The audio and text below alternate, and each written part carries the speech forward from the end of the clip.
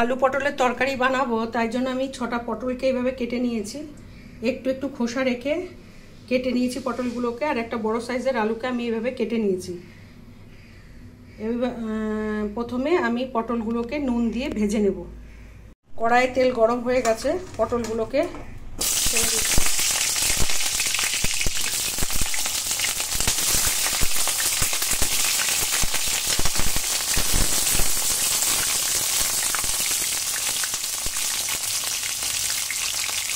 একটু লবণ দিয়ে দিলাম।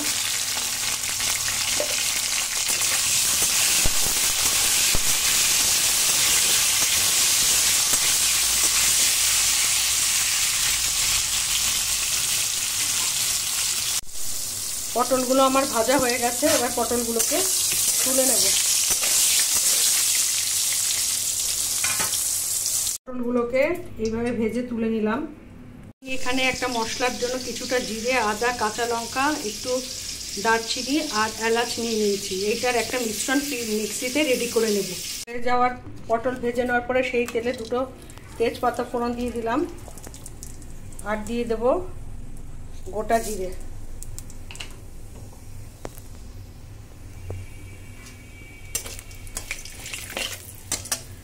এবার কেটে রাখা আলুগুলো দিয়ে দেবো।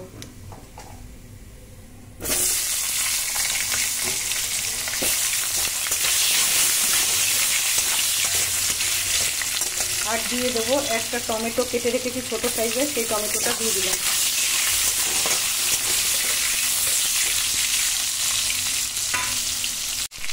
আলুটা ভাজার পরে আমি মশলাটার মধ্যে দিয়ে দিলাম। যে পেস্টটা আমি রেডি করে নিয়েছিলাম সেটার মধ্যে দিয়ে দিলাম।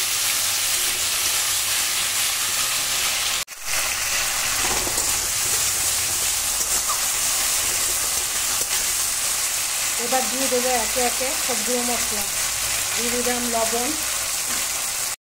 লবণ দেওয়ার পরে যে লবণ দিয়ে দিলাম। লবণ দেওয়ার পরে দিয়ে দেবো হলুদ গুঁড়ো, দিয়ে দেবো কাশ্মীরি লাল লঙ্কার গুঁড়ো। কাশ্মীরি লাল লঙ্কার গুঁড়োটা রঙের জন্য দিচ্ছি, আমি কাঁচা লঙ্কা দিয়ে রান্নাটা করছি।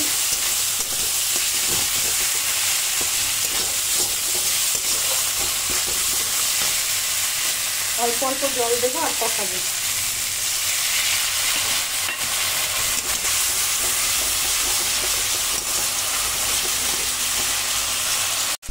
দিয়ে দেবো সামান্য চিনি স্বাদটাকে ব্যালেন্স করার জন্য।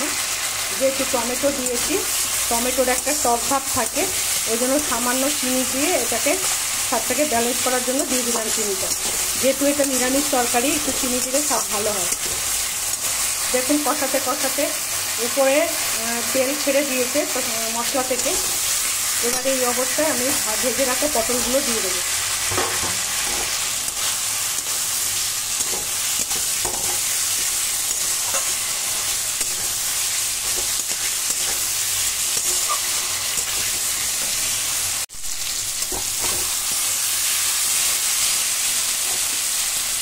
এবার গরম জলটা দিয়ে দেবো।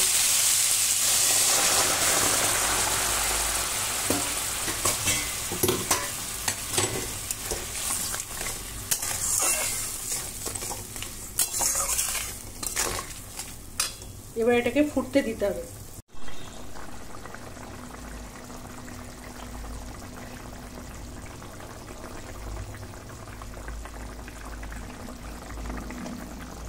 এবার একটু ঘি দিয়ে দিলাম। গ্যাসের ফ্লেমটা বন্ধ করে দেব। আমার হয়ে গেল আলু পটলের তরকারি। যদি বন্ধুরা দেখুন আপনারা কিভাবে বানান, আমি একটু ঝোলঝোল রেখেছি। আবার অনেক সময় আমি কষা কষাও রান্না করি। আজ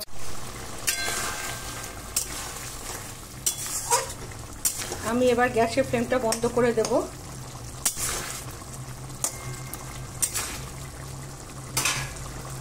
হয়ে গেল আলু পটলের তরকারি। বন্ধুরা যদি আমার এই রেসিপিটা আপনাদের ভালো লেগে থাকে অবশ্যই একটা লাইক করে দেবেন। আর আপনারা কিভাবে বাড়িতে আলু পটলের তরকারি বানান একটু কমেন্ট করে জানাবেন। এর সাথে সাথে আমার চ্যানেল জয়েস ব্লগসে যদি কোনো বন্ধু, জয়েস পজিটিভ লাইফস্টাইলে যদি কোনো বন্ধু নতুন হয়ে থাকেন অবশ্যই চ্যানেলটাকে সাবস্ক্রাইব করে নেওয়ার জন্য অনুরোধ করছি। পুরনো বন্ধুদেরকে অসংখ্য ধন্যবাদ জানাচ্ছি। নমস্কার।